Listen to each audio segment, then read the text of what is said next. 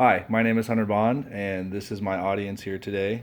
We got the full 5 members, and I'll let Ian take over here.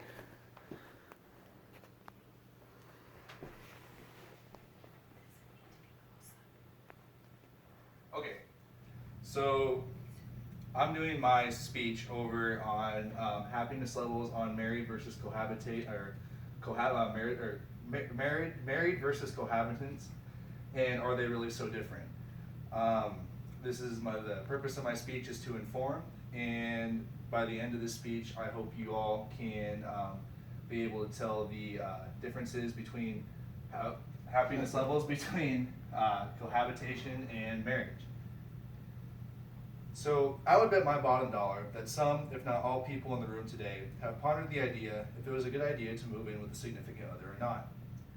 And while mom and dad may encourage you to give that idea a little more time, others in your social circles, such as friends and other young adults, may think that such an idea would be good for your relationship. And in the end, when we think that a test run of living together with your significant other will be beneficial before considering tying the knot, these are all good questions a lot of young adults are striving to find out, whilst deciding if they should share rent with the so-called love of their life. Cohabitation and marriage are two forms of intimacy that many Americans share currently to this day. Cohabitation offers the experiences of marriage without the legality of it, and marriage tends to be the option for the people that are in it for the long haul. But the question still stands: do cohabitation and marriage vary all that much? And do we tend to get more from one or the other? By covering current trends in cohabitation, similarities and differences, and whether or not happiness and satisfaction vary between the two, by the end of this speech, you should be able to make the decision on whether or not to move in with that special someone of yours or to hold off until you start hearing wedding bells. Now, just to cover some current trends today and what are we seeing in the US. Right now, as of 2015, according to the risks for couples moving in together by a Psychology Today article, as of 2015, 17.1% of women and 15.9% of men were cohabitating, along with the 44.9% of women and 43.5% of men that were married. So we see today that marriage still has the popular vote in today's society. Even though cohabitation is a growing trend, we still see that since 2015, cohabitation has continued to grow among today's popularity. We also see that 38% of women and 40.6% of men were unmarried and not cohabitating at this time, but that is because since graduation dates have been extended and financial security takes longer to achieve, we are still seeing that single population kind of lasting longer into the late 20s to early 30s. We are seeing older couples sticking to marriage and younger couples moving to cohabitation. Since college graduation dates and financial stability are taking longer to achieve, marriage is kind of a role that really hasn't been in today's recent light as it was back 20 years ago. So we are seeing older couples still kind of pushing towards marriage and younger couples pushing towards cohabitation. While that's being said though, 67% of couples that were currently married had cohabitated before. So even though we were still seeing those older couples pushing towards marriage, they still had cohabitated with at least one person before they got married. And nearly 50% of Americans in their 20s and 30s have cohabitated, and about 10% of cohabitating couples lasted longer than 5 years. Now, we see that nearly 50% of Americans in their 20s and 30s have cohabitated before and eventually got married at some point in time. But as we look onward into those couples that stuck with cohabitating for 5 years or longer, we saw those relationships begin to become rockier and eventually dissipate throughout time. So we see that cohabitation relationships that last longer than 5 years tend to fall out through a number of reasons that we'll talk about later. And so we get to the main point, and that's, does happiness really differ between marriage and cohabitation? This answer kind of shocked me, but the answer is actually yes.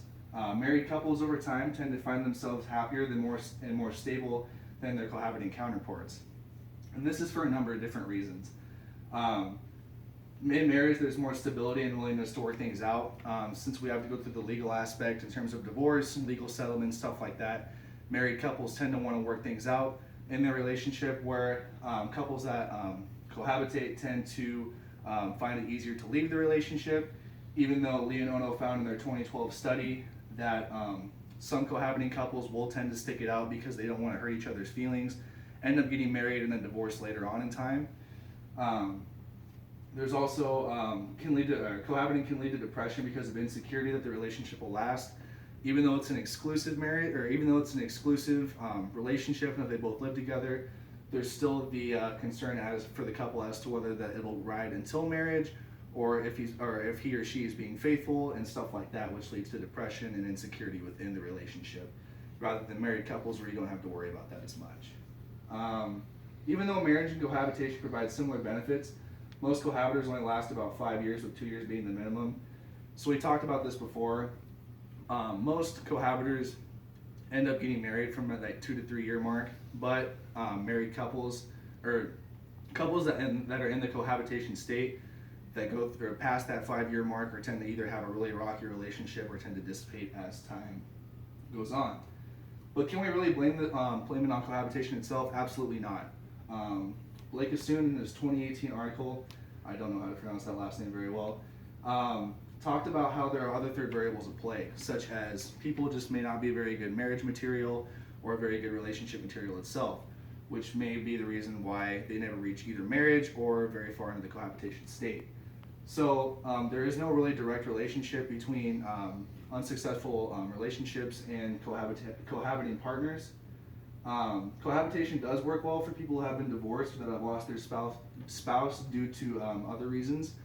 So people that have lost a loved one or have been through a divorce, cohabitation actually works very well for them because they don't want to have to go through their marriage process again or that long kind of drug out process. And so just kind of living together and experiencing that intimacy really works for those older people or those people that have been through divorce and stuff like that.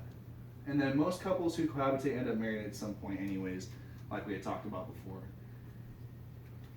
But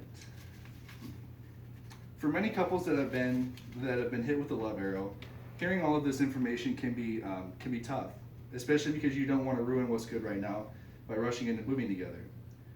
In the end, you shouldn't panic when you hear that cohabitation can be detrimental to your relationship, because statistics shouldn't get in the way of how you and your significant other feel in that relationship.